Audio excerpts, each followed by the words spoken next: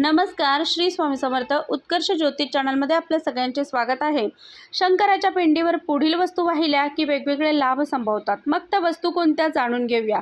शंकराच्या पिंडीवर जव वाहिल्यास सर्व समस्या दूर होण्यास मदत होते. शंकराच्या पिंडीवर तांदूळ वाहिल्यास धनसंपत्तीची प्राप्ती होते. शंकराच्या पिंडीवर गहू वाहिल्यास सुयोग्य पुत्राची प्राप्ती होते. शंकराच्या पिंडीवर तीळ वाहिल्यास माणूस पापांपासून मुक्त होतो.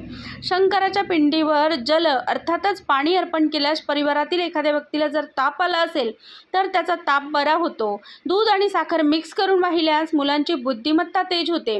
तेच उसाचा रस वाहिल्यास सांसारिक सुखांची प्राप्ती होते. गंगाजल अर्पण करत असाल तर तुम्हाला भौतिक सुखांची प्राप्ती होऊन सर्व सुख लाभतात. मध वाहत असाल तर मधुमेह किंवा टीबी यासारख्या आजारांपासून मुक्तता मिळते.